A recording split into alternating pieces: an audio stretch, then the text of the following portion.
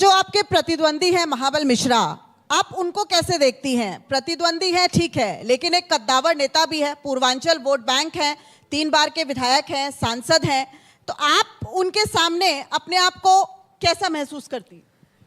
पिछली बार मैं चाहूंगी कि आप फेयर रिव्यू दें। बहुत पिछली बार वो कांग्रेस के कैंडिडेट थे। अगर उनकी पिछली बार की सारी जो कैंपेन हुई है उसको सुन लिया जाए, दोबारा से देख लिया जाए और इस बार की उनकी कैंपेन को देख लिया जाए तो मुझे लगता नहीं कि कोई कहने की बात है। कल तक भर भर के जिस पार्टी को वो गालियां दे रहे थे, जिनमें कमी बता रहे थे, आज अवसरवादिता का मामला आया, अस्तित्व का सवाल हो गया तो सारे मौसेरे भाई एक साथ हो गए।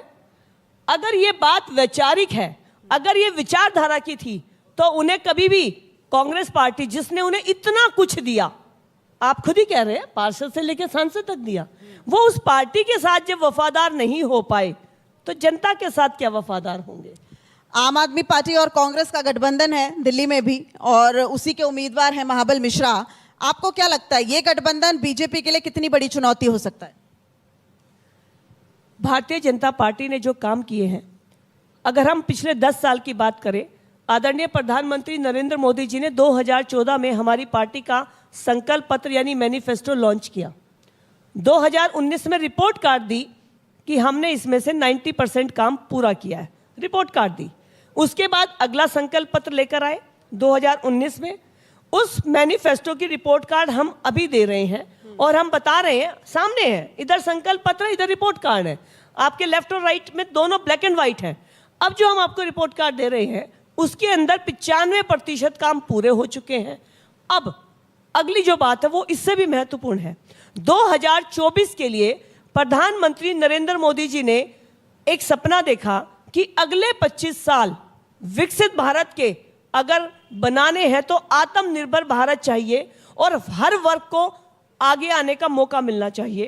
तो उन्होंने एक सुझाव पेटिका हर क्षेत्र में, हर वर्ग में भेजी है, जिसमें हम भारतीय जनता पार्टी के सभी कार्यकर्ता वहां पर जाकर लोगों की राय ले रहे हैं। ये सुझाव एक साथ आएंगे और इनके बेस पर हमारा संकल्प पत्र बनेगा। यानी 2024 का मैनिफेस्टो भारतीय जनता पार्टी का मैनिफेस्टो तो होगा, लेकिन वो साथ में भारत की जनता के सपनों के, भारत के सुझाव को लेकर भी होगा। यानी ये मैनिफेस्टो जब आएगा तो जनता का विश्वास उसके अंदर होगा। रिपोर्ट कार्ड पहले ही है, एक बार 90%, एक बार 95%, इस बार 100 का 100 करने की कोशिश करेंगे। अच्छा कमलजीत जी, जब पहली बार आपको पता चला कि आप उम्मीदवार हैं पश्चिमी दिल्ली से, तो वो जो पहला एहसास था, वो जो पहली अनुभूति थी, वो मैं चाहूंगी आज न्यूज़ 24 की आंखों से आप बताएं, हमें बताने की कोशिश करें, क्योंकि एक आम कार्यकर्ता हैं, हमने आपको देखा है दिल्ली नगर निगम में किस तरीके से आप अपनी बात रखती हैं, आप संसद में अपनी बात रखने का आपको मौका मिलेगा। वो पहला एहसास, क्योंकि जब मैंने आपका फर्स्ट डे इंटरव्यू किया था, आपकी आंखों में आंसू थे, आपकी आंखें बोल रही थी। दक्षिणी दिल्ली नगर निगम की मेयर रही हैं आप, बीजेपी की महासचिव हैं, लेकिन सांसद के तौर पर पश्चिमी दिल्ली की उम्मीदवार, ये कितनी बड़ी जिम्मेदारी और वो जो पहला एहसास है वो कैसा था? मेरा बहुत लंबा अनुभव है भारतीय जनता पार्टी में काम करते हुए।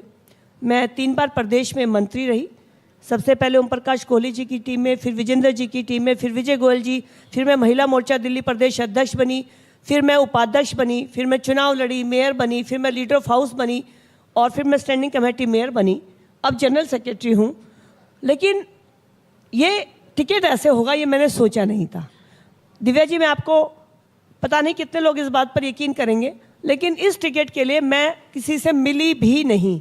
हाँ, पार्टी में हमारे सबको बराबर लेने के लिए प्रयास किए जाते हैं, हमेशा एक सर्वे करा के 1, 2, 3 नाम रखे जाते हैं, उसमें परवेश जी भी थे, मैं भी थी, वो तो हमेशा एक प्रक्रिया होती है। लेकिन मेरी टिकट हो जाएगी ये मुझे सीधा टीवी की अनाउंसमेंट से पता चला और शायद यही भारतीय जनता पार्टी है जो पार्टी विद अ डिफरेंस है, जहां यहाँ एक आम कार्यकर्ता जो लगातार काम करता है, जो सपना भी नहीं देखता है, उस कार्यकर्ता को भी अगर ऐसा मौका मिलता है तो मोदी है तो मुमकिन है। बहुत बहुत शुक्रिया कमलजीत सहरावत हमारे साथ जुड़ने के लिए। फिलहाल रुकते एक छोटे से ब्रेक के लिए और खबरों का दौर लगातार जारी रहेगा। आप देखते रहिए न्यूज़ 24।